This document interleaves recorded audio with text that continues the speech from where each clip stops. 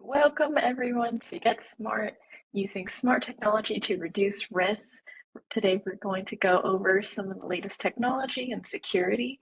And our speaker, Mr. Brian Deadmead, will be leading us and speaking for us today. He's been with CBC America for 15 years and in the security industry for more than 20.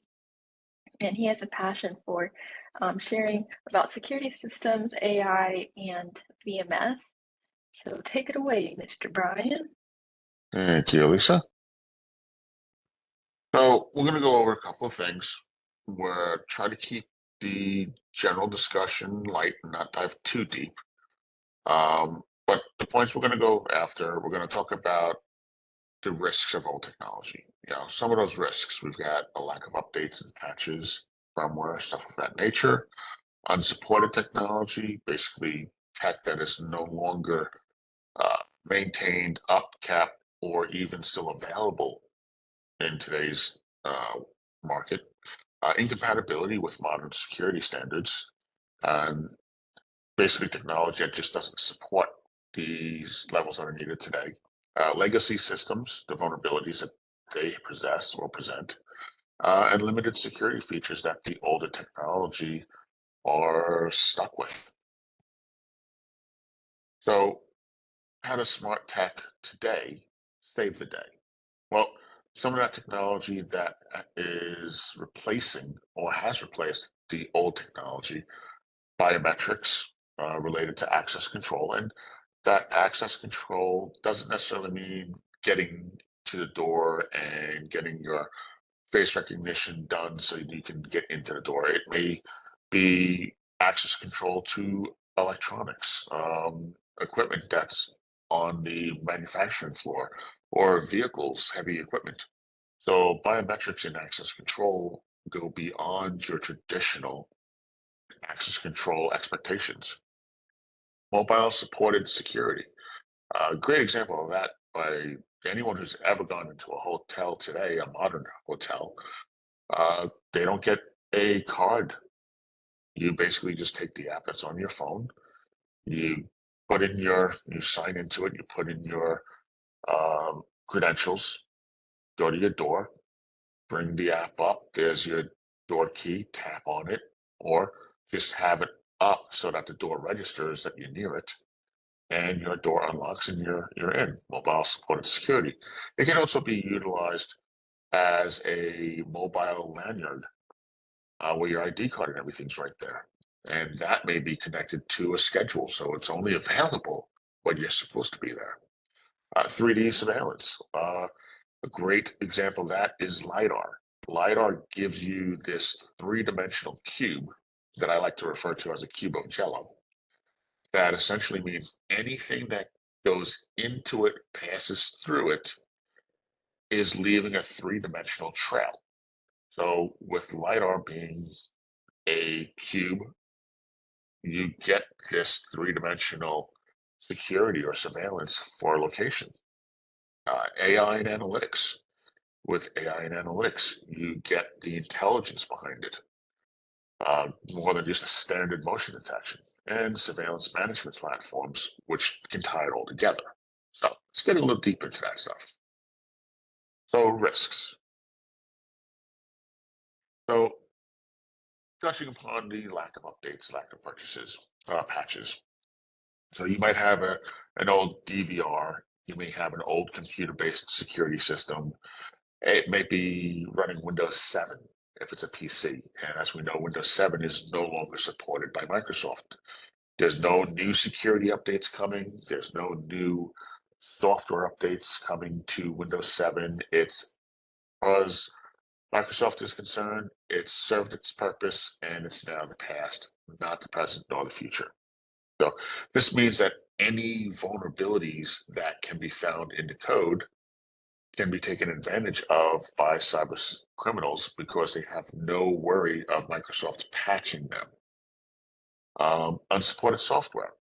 So unsupported software, I'm going to go old school in terms of DOS, the old command line based operating system, as opposed to the GUI-based interface that we're familiar with the Windows platform. So anything that runs on the old DOS platform is no longer supported software. Unless it's Windows 11, Windows 10 certified, it's not a guarantee that the software is going to run at all. And again, if the software is that old, you would be very unwise to expect a patch or an update for it. Incompatibility with modern security standards. Let's take HTTPS by way of example. HTTPS requires LTS, and if there's various versions of LTS, I think, don't quote me because I'm not positive at this point in the moment. LTS is up to 3.0 right now, but if you have an older operating system like Windows 7, or if you have an older DVR that's, let's just say it's 10 years old, 15 years old, it has an earlier version of LTS, and it's not upgradable or updatable to the newer supported protocols. Legacy system vulnerabilities. So again, this falls into category 1, 2, and 3. We'll take the DVR as that legacy system. It's an embedded system. It's a closed system. It's reliant upon the manufacturer to release updates for its firmware. And that firmware update would have, if it was still supported, bring with it updates to the HTTPS protocol like LTS. It would bring in new technologies like potentially encryption, 128-bit encryption, and it may bring in other options like encrypted RTSP streaming. But because it's a legacy system, it's not going to receive any updates or any new support. The modern functions like the modern encryption, the latest version of LTS, will never get put out there for these systems to be updated to. That's a vulnerability. Limited security features, literally everything we just talked about.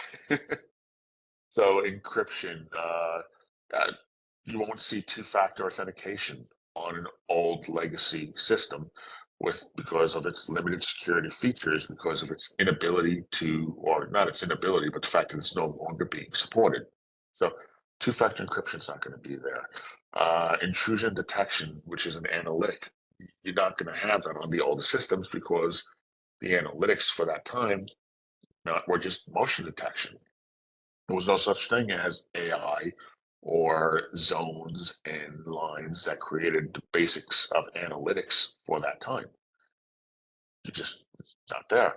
So it makes it a lot easier for this security system to be insecure because there's so many ways to get around it when all it does is record and record based off of motion or record continuously. On top of that, security wise, it may be connected to low resolution cameras, and those low resolution cameras may not capture the detail level that's required. So what are some of today's technologies? So we talked about biometrics. So what does biometrics really bring to the table? Well, there's 4 primary ways that biometrics are utilized. It can scan the iris, which is typically higher end, higher security or higher clearance concern deployments. Face recognition. Face recognition is almost commonplace in situations such as HR when it comes to who's logging into the portal at the front door, who is passing the card at the front door across the access point to get in. It gives the company a face to the action of entrance to any point within that company's structure. So whether it's the front door or it's the kitchen or it's a lobby, face recognition with the card swipe gives added security measures for credentials. Fingerprint. Fingerprint is more old school in terms of it was the original biometric that was used. Fingerprints, of course, there's more known ways around fingerprint scanning today than there were back then. So fingerprint detection, though still fairly reliable, It's less secure than face recognition. It's less secure than iris scanning. Uh, the fourth one is palm vein. Palm vein is the veins in the palm of your hand, as kind of the name implies. Those veins are a lot more difficult than fingerprint to bypass and find ways around. So it adds greater security there as well. So iris recognition has a 90 to 99% accuracy. Why, like I said, use iris scanning in a lot of the higher level or higher security deployments.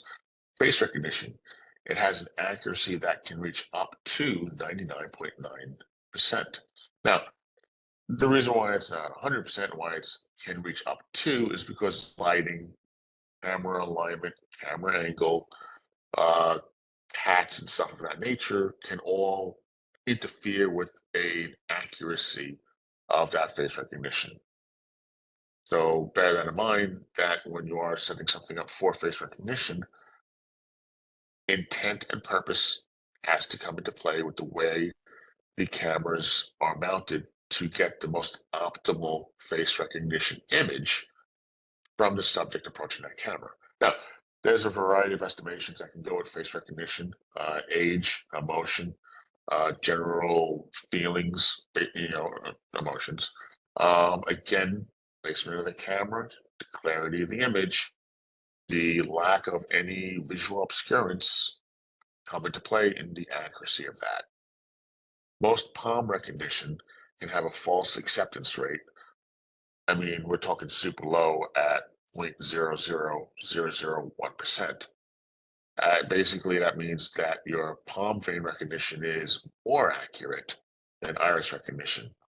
It is practically more accurate than face recognition, since face recognition is relying upon so many things to be properly in place.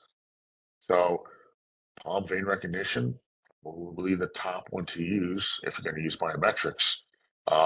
Again, particularly when it comes to high risk or um, areas of high security needs.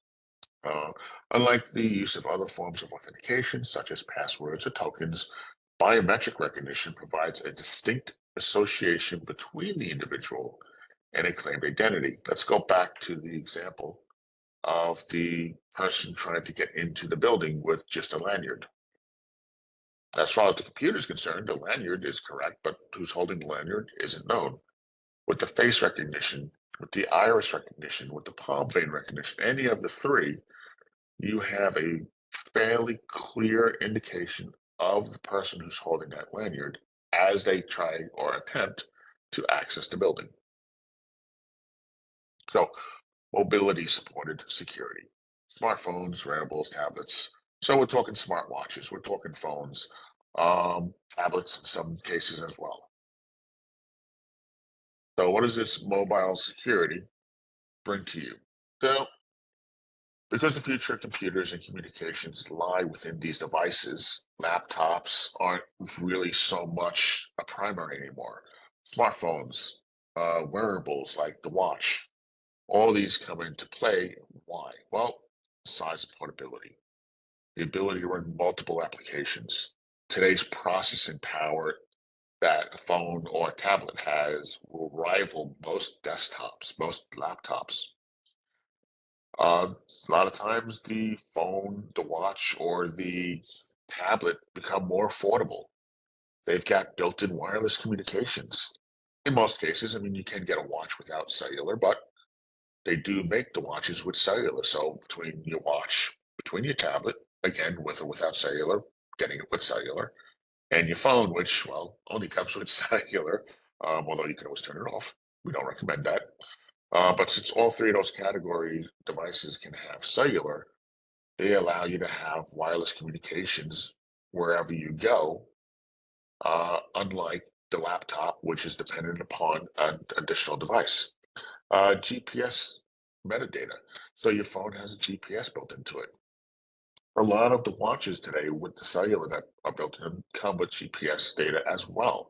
And the tablet, typically, if it's got a cellular connection to it. It's got the GPS technology in it as well. Various authentication technologies are available for these devices, a lot of them biometric in nature. Most phones today, face recognition or fingerprint recognition. Watches, they've got a form of recognition to them as well, where it may be the way they recognize the contact with the wrist, whether it's the veins or what have you under there. They kind of get that general idea. They will potentially companion with the phone, so they've got that two-factor authentication from that aspect, and they may or may not two-factor again in a sense with the laptop, not the laptop, the tablet. So again, those three devices being modern technology bring a lot of mobile authentication capability to them, not to mention push notifications. The devices themselves have their own login security, two-factor authentication, besides the biometrics. So they're fairly secure devices in comparison to yesterday's laptop or yesterday's desktop. Let's get into 3D surveillance. So, as we mentioned, LiDAR. LiDAR, to me, the best way to think of it is it's a cube of jello. But what does it really do? So LiDAR has a wide range of applications. One use is in speed limit enforcement. Going back to that jello, when a vehicle moves through that cube or area that LiDAR is monitoring, it leaves a trail.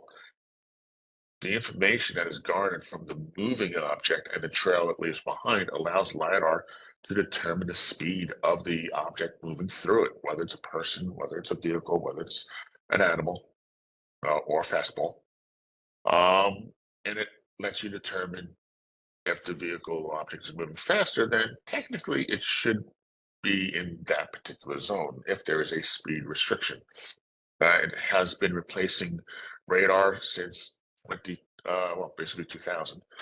Due to its narrow beam, it's able to target individual vehicles. It's actually capable of targeting individuals because of the technology narrowness of the beam and its ability to detect that object, whether it's through a silhouette or a general outline. It's also growing in popularity because it generates very precise three-dimensional information. Again, think about that cube of jello, about the shape of various in-range objects and their surface characteristics. So basically, a well-placed LiDAR device will give you 2 to 3 surfaces worth of recognition of the object. So if you had the LiDAR device slightly above and pointed down, it would be able to distinguish the top of a vehicle and the side of the vehicle in a silhouette. If it had a little bit more of a front angle, it could tell you the front, side, and top of that object. So it's just basically giving you a fairly simplistic representation of a three-dimensional object if you think about it from that perspective. And for basing events and reactions to events off of that type of recognition, you start to get very precise events and you start to get very precise actions that are required based on those very precise events. All right, AI analytics. This is like the icing on the cake. If you consider the surveillance technology up to now the cake, and this being the icing. So what do I mean by that? So basically, the existing cameras, the existing recorders, the existing technology, the LiDAR will work with that. It's going to allow you, and not LiDAR, the LPR, the AI. In this case, you've got your LPR technology, which right now we're just going to say doesn't have AI. So what does it do? So LPR without AI is recognizing a license plate because of object recognition. But with AI, not only does that LPR recognize the license plate, it potentially recognizes the color of the car, the make and model of the car, the direction the car is traveling in, the speed that the car is traveling at. So AI brings a whole new level, again, icing on the cake.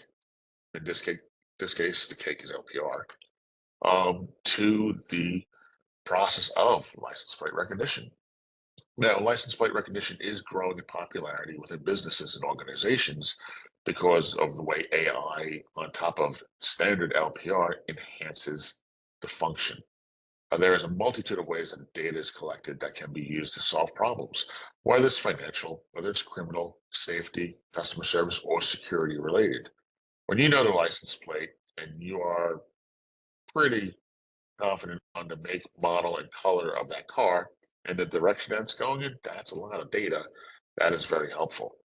Depending on the program, LPR tends to rein in at roughly around 92 to 99% accuracy.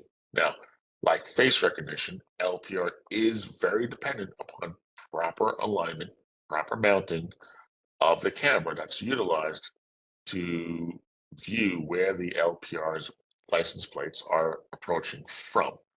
So think of it this way: if the camera can't see the license plate, neither can the analytic. In order to get the most out of the recognition of the vehicle, its speed and its direction, the camera needs to be mounted at the right spot in order for the AI to recognize that. So, like face recognition, proper mounting is important. So let's get a little bit into AI and a little bit into the deep learning and why these technologies, in conjunction with LPR, even face recognition and other technologies, really enhance the security environment or the security um, deployment. So AI technologies, like machines learning, provide. Let's try that again. AI technologies, like machines, like machine learning, provide rapid insights to cut through the mass amounts of data picked up by your security systems, drastically reducing response times. So basically, all that really means is where a human being may take 4 hours to review and digest the video and all the information contained in that video, AI can do it in a much faster time period because it can condense all that data into a smaller time period and review it and digest it. So it's just basically think about it as a human who is on a serious amount of caffeine and has had a lot of sugar on top of that. That's AI's learning ability, if you will, recognition ability. So AI is growing in popularity because it is continually learning and is able to distinguish threats from non-threats. So in other words, it's been trained to recognize if somebody is acting aggressively, if there's bullying going on, if somebody is trespassing with intent, if it is a person that is tripping into, basically tripping the event versus a car or an animal. And when we talk about an animal, AI may have the classification added to it to recognize if that's a cat or a dog or a bird that just tripped the event and thus say, ignore it, it's not the person we're looking for. Analytics, as I mentioned, standard analytics are different from AI. Standard analytics report everything, including unnecessary movement and non-threats. Think of motion detection. If the trees move because the wind's blowing it, motion detection detects that. It's not a person, it's not a vehicle. Neither you nor I care that the tree moved, but standard analytics reports everything.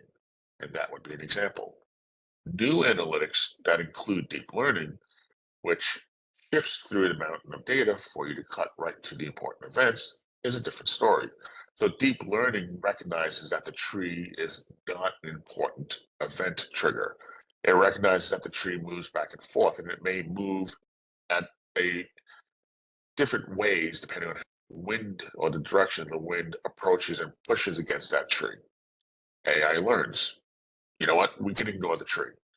But a person doesn't really change. They're come in various sizes. Those sizes are known. They come wearing various clothing. The general silhouette is known. So the AI pretty much comes recognizing a person's. Now, there's granularities to that that deep learning can add to that, such as attributes such as the color of the clothing, whether they're wearing a hat, not wearing a hat. But AI adds all this added, takes all this added information, is able to do something with it. So AI and machine learning (ML) based analytics increase these accuracy rates of, well, the detections that matter, as opposed to false detection. It's the positive detections, the ones that matter. The tree is a false detection. The person walking up to the front door of a building, that's a potential positive. You want to know about that person coming there, but maybe not the car sitting in the street by the sidewalk, by the curb. So surveillance management platforms. This is the software that actually ties everything together. So how does it tie it together? So your video management software, in this case, I'm going to reference our VMS software, Control, which is available in three editions, really. We have an essentials package, a professional package, and an enterprise package. All three will tie in your biometric integration to provide faster and seamless multi-bio authentication. So that fingerprint, that iris scan, the palm vein, as well as the face recognition, mobile apps and its capabilities. All three allow you to tie in the mobile app functionality into the VMS. Security convergence, basically your access control, your building management, infrastructure management, etc. All that can be accessed and centralized and administered through Quattro's primary client. Smart technology such as AI, face recognition. Now, when we say smart technology and we talk about face recognition, we're really talking about AI with face recognition because it's now smarter technology. Same thing with LPR. LPR without AI is good, but it's not necessarily smart. LPR with AI, it's pretty smart. And then we've got LiDAR, which in its very nature provides a plethora of data that provides smart technology for security requirements. And then we got analytics, which still have a really good place in smart technology for giving real-time metadata and helping reduce false alarms. And the VMS, again, I'm talking Control, but most VMSs will have similar functionality. Bring all this together in a centralized location so that you can administer, deploy, and monitor what's happening or be notified of what's happening versus the technology by itself, which may not necessarily have that attribute built into it. It may require the VMS, and in most cases they do. So lots of information. Try not to get too deep into it. Hopefully it provided a good overview. Any questions, any Q&A, feel free to email, feel free to call, feel free to book an appointment. We'll take a couple of moments and see if anyone has any questions that they want to ask now.